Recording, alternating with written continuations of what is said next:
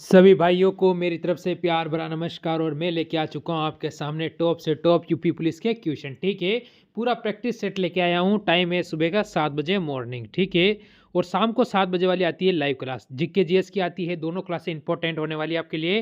Hindi math reasoning सारी क्लासें आ रही, तो लेने का काम सिर्फ आपका है। ठीक है, क्वेश्चन आपसे पूछ रहा है, अच्छा क्वेश्चन है, टॉप क्वेश्चन है। विंडोज ठीक है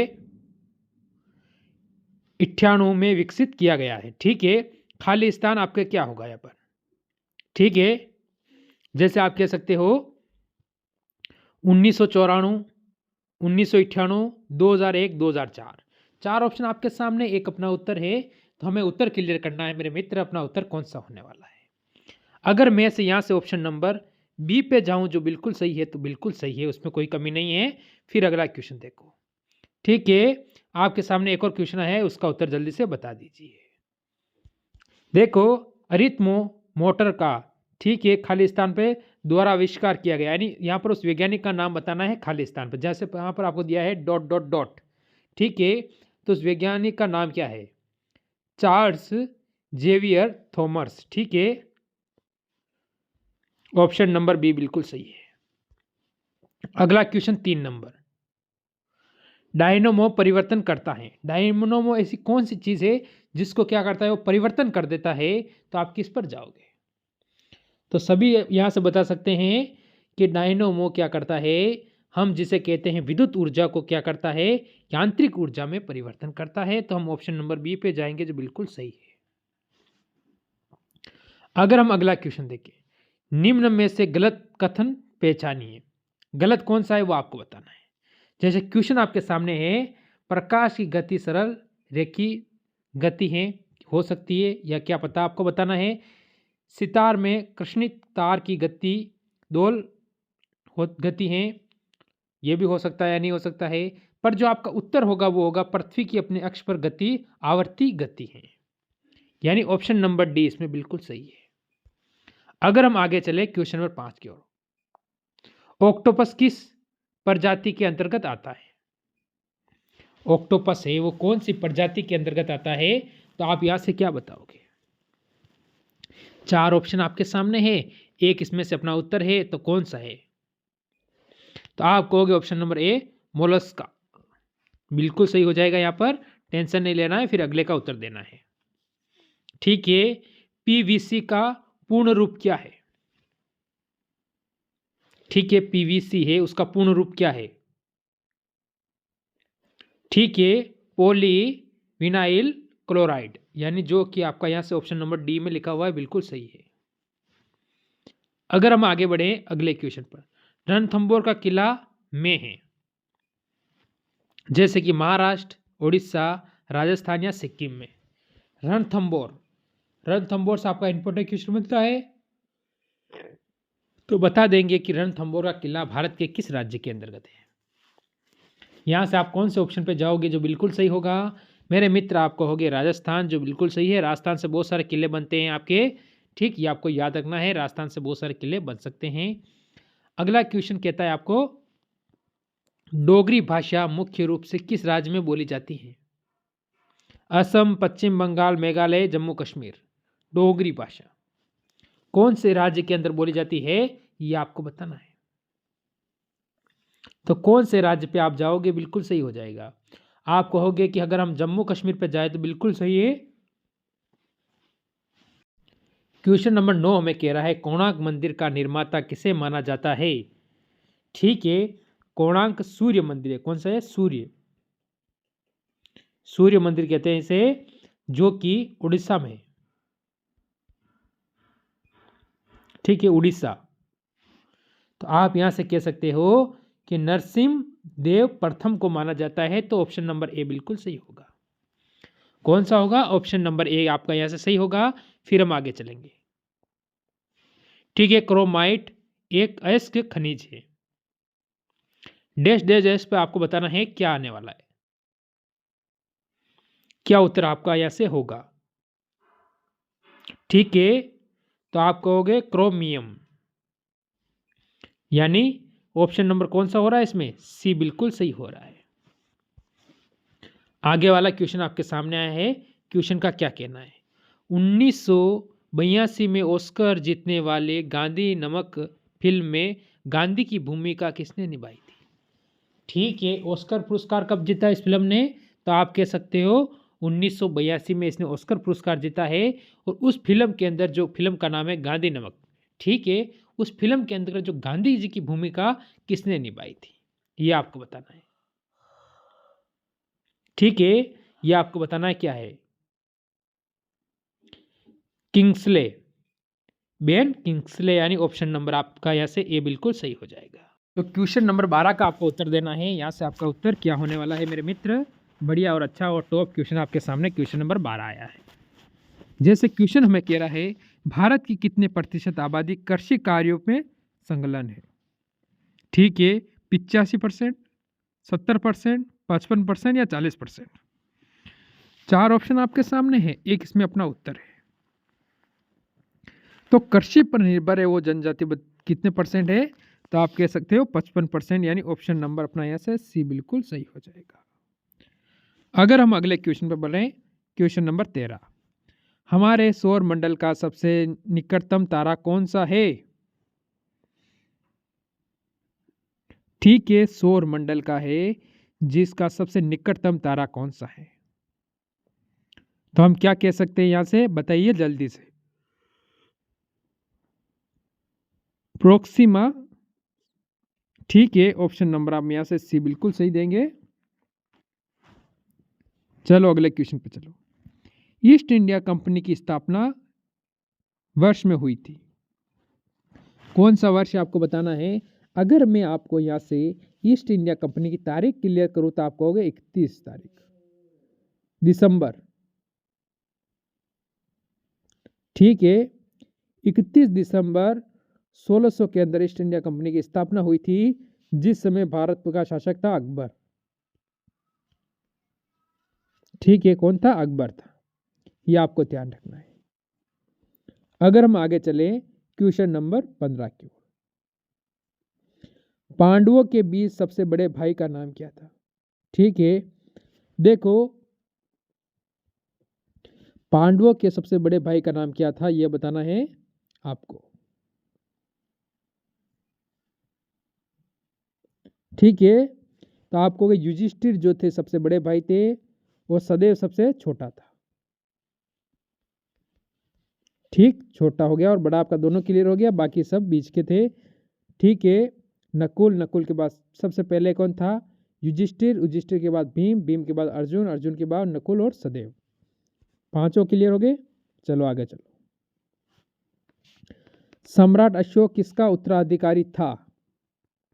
ठीक है, सम्राट अशोक था, वो किसका उत्तराधिकारी था, यानी उसके पिता का नाम आपको बताना है। चंद्रगुप्त मौर्य, ये था प्रथम, यानी इस मौर्य वंश की स्थापना करने वाला कौन था, चंद्रगुप्त मौर्य था। ठीक है, अब आपसे पूछा है कि कौन था, तो आप कहोगे बिंदुसार। ठीक है, बिंदुसार शासक बना था, आपको पता होना चाहिए 298 ईसा पूर्व। ठीक है, ईसा पूर्व बना था 298 ईसा पूर्व, बिंदुसार शासक बना था। और उसके बाद उसका पुत्र कौन था, सम्राट अशोक, किसका उत्तराधिकारी था, तो आप कह सकते हो बिंदुसार का था। अगले क्वेश्चन पे चलो। आपातकाल के दौरान निम्न लिखित बुनियादी अधिकारों के में से किस एक को छोड़कर बाकी सब रद्द किए जा सकते हैं। ऐसा कौन सा अधिकार है जिसे छोड़कर बाकी सब क्या करेंगे, रद्द, यानी सबको खत्म किया जा सकता है, तो आप कह सकते हो यहां से व्यक्तिगत स्वतंत्रता। व्यक्तिगत स्वतंत्रता को छोड़कर सभी को क्या कर सकते हैं, आपातकाल लगता है उस समय हम क्या कर सकते हैं, रद्द कर सकते हैं। तो कौन कौन से अनुच्छेद आपको पता होना चाहिए। 3 तरह का आपातकाल होता है, तो अनुच्छेद 352, 356 और 360 पर आपातकाल के द्वारा ले जाते हैं। ठीक है, आगे चलो। अब 18 नंबर क्वेश्चन आप देखेंगे, निम्नलिखित में से किसने मौलिक कर्तव्यों को अपनाया है। मौलिक कर्तव्यों को, जैसे कि फ्रांसीसी से, भारतीय से, स्पेनिश से या फिर यूएसएस संविधान से। मौलिक कर्तव्य, तो इसका आपको रहेगा HW इसका उत्तर सारे मित्र कमेंट करके बताएंगे। अगर मैं आगे चलूं, अगले क्वेश्चन का उत्तर दो। सुल्तान जोहर कप के साथ जुड़ा हुआ है। सुल्तान जोहर कप किस में, जैसे कि हॉकी में, क्रिकेट में, फुटबॉल में या गोल्फ में, किस क्षेत्र में दिया जाता है कि सुल्तान जोहर कप? तो आप कहोगे अगर ऑप्शन नंबर ए हॉकी में दिया जाता है, जो हमारा भारत का राष्ट्रीय खेल हो जाता है, ऑप्शन नंबर ए। अगले क्वेश्चन का उत्तर दोगे क्या है? इंडियन होम रूल पुस्तक किसने लिखी? ठीक है, एम के गांधी, जवाहरलाल नेहरू, सुभाष चंद्र बोस या बाबा साहेब भीमराव अंबेडकर। ठीक है, तो आपका उत्तर यहां से क्या होगा? ठीक, तो आप कहोगे ऑप्शन नंबर ए, ठीक, एम के गांधी ने लिखी थी। अगला क्वेश्चन देखो, निम्नलिखित में से किस सिख गुरु ने अमृतसर की आधारशिला रखी थी? आधारशिला का मतलब नींव रखी थी। कौन से सिख गुरु थे जिन्होंने अमृतसर की? आप कह सकते हो गुरु अमरदास, गुरु रामदास, गुरु अर्जुन देव, गुरु हरगोविंद। तो आप कौन से ऑप्शन पे जाओगे जो बिल्कुल आप यहां से सही कह दोगे मेरे मित्र? तो आप कह दो कि हम चाह रहे हैं ऑप्शन नंबर कौन से पे? बी पर। बी पर जाओगे तो वो हो जाएगा गुरु रामदास। ठीक, फिर हम अगर आगे बढ़े अगले क्वेश्चन पर, 42वां संविधान संशोधन 1974 द्वारा प्रस्तावना में कौन सा शब्द जोड़ा गया है? लोकतांत्रिक, समता, धर्मनिरपेक्ष या समाजवादी? तो आप कहोगे कि 42वां संविधान संशोधन द्वारा धर्मनिरपेक्ष शब्द जोड़ा गया है, ऑप्शन नंबर सी। अगर हम आगे बढ़े अगले क्वेश्चन पर, किस स्मारक को भारत राष्ट्रीय स्मारक कहते हैं? ठीक है, India Gate, gate of India, Rajghat, Lal Qila. आपका उत्तर इसमें क्या होगा? ठीक है, तो आप मेरे मित्र ऑप्शन नंबर ए पे जाओगे कि इसमें तो ऑप्शन नंबर ए बिल्कुल सही है, इंडिया गेट। अगर अगला क्वेश्चन आपके सामने आया है, इसका उत्तर दीजिए। ठीक है, फ्लोरेंस नाइटिंगेल किस नाम से जानी जाती है? ठीक है, तो इसमें अपना उत्तर क्या दोगे? चॉइस का आपका उत्तर क्या आ रहा है, जल्दी से बता दो। तो आप कहोगे लेडी विद द लैंप, यानी ऑप्शन नंबर सी बिल्कुल सही है। आगे चलो अगले क्वेश्चन पर, का प्रयोग चिकित्सक रोगियों की जांच में करते हैं? किसका प्रयोग हम क्या करते हैं? चिकित्सक रोगियों की जांच के लिए करते हैं, ये आपको बताना है। स्टेथोस्कोप, ऑप्शन नंबर सी आपका बिल्कुल सही है। इसका डॉक्टर क्या करता है? शरीर को चेक करने के लिए, यानी उसकी धड़कन को चेक करने के लिए इससे बताता है कि डॉक्टर देखता है बीमारी क्या है, पता चलता है। दक्षिण भारत का मैनचेस्टर किसे कहा जाता है? दक्षिण भारत का जो मैनचेस्टर है उसे हम क्या कहते हैं, और भारत का मैनचेस्टर है उसे क्या कहते हैं? दो क्वेश्चन आपके यहाँ से इंपॉर्टेंट बनते हैं, तो आप कौन से पे जा रहे हो? पहले हम देखते हैं दक्षिण भारत का मैनचेस्टर से हम किसे कहेंगे। तो आप कहोगे कि दक्षिण भारत का जो मैनचेस्टर है वो ऑप्शन नंबर ए कोयम्बटूर हो जाएगा, और भारत का जो मैनचेस्टर होगा, जो भारत का मैनचेस्टर, ठीक है, उसे आप कहोगे अहमदाबाद।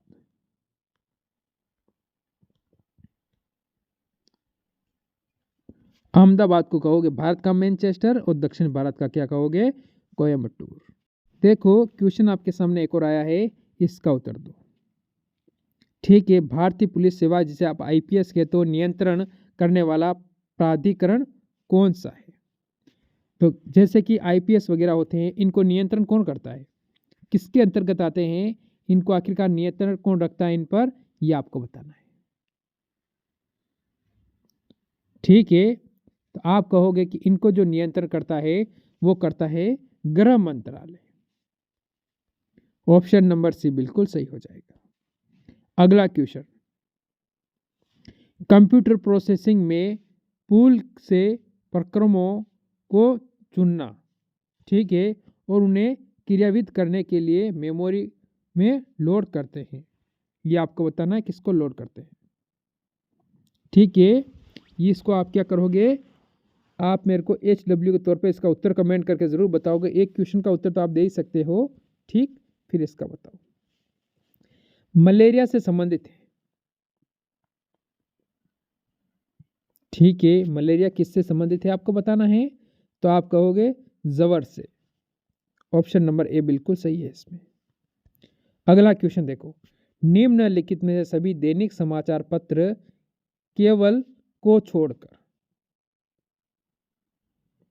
ठीक है, किसको छोड़कर सभी क्या है, केवल को छोड़कर, तो आप कह सकते हो इसमें इंडिया टुडे को छोड़कर बाकी सब क्या है, दैनिक समाचार पत्र है। इंडिया टुडे यानी ऑप्शन नंबर सी बिल्कुल सही है। अगला क्वेश्चन, हिमालय पर्वत किस प्रकार के पर्वत का उदाहरण है, ठीक है। हिमालय पर्वत है वो किस प्रकार के पर्वत का उदाहरण है, क्या कहोगे, पर्वतदार पर्वत, ठीक है। ऑप्शन नंबर इसमें ए बिल्कुल आप सही बताओगे। आगे बढ़ो अगले क्वेश्चन पर। भारत में सबसे बड़ी सिंचाई नहर है, ये आपको बताना है। भारत में सबसे बड़ी सिंचाई नहर का नाम है इंदिरा गांधी नहर। ऑप्शन नंबर बी, कहाँ है, राजस्थान में, ठीक है। यहां से क्वेश्चन बनता है कि नहर किस राज्य में है, तो राजस्थान के अंदर है। अगला, रियो ओलंपिक में भारतीय दल के ध्वजवाहक कौन थे, ये आपको बताना है। रियो ओलंपिक आपसे पूछा है, बहुत सारे ओलंपिक खेल होते हैं, इसमें रियो के बारे में आपसे पूछा है।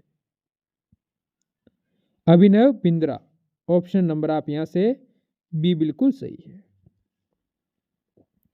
सार्क का प्रथम शिखर सम्मेलन संपन्न हुआ था, सार्क था उसका प्रथम शिखर सम्मेलन संपन्न हुआ था बेंगलुरु में, काठमांडू में, इलाहाबाद में, ढाका में, ठीक है। तो आप कह दो कि ऑप्शन नंबर डी, ढाका कहाँ है, बांग्लादेश, ठीक है। बांग्लादेश आपका उत्तर सही होगा यहां पर, ठीक है। ढाका हो जाएगा बांग्लादेश के अंदर। अगला क्वेश्चन और आज का लास्ट क्वेश्चन भी आपके लिए रहने वाला है, बताओ क्या है। यूडियोमीटर किसका मापन करता है, तो आप कहोगे इसमें ऑप्शन नंबर सी, गैस का मापन करता है। तो आज थे ये टॉप क्वेश्चन, जरूर कमेंट करना कितने आपके सही हुए हैं। अच्छा लगे तो वीडियो को लाइक करना। मेरी तरफ से जय हिंद, जय भारत।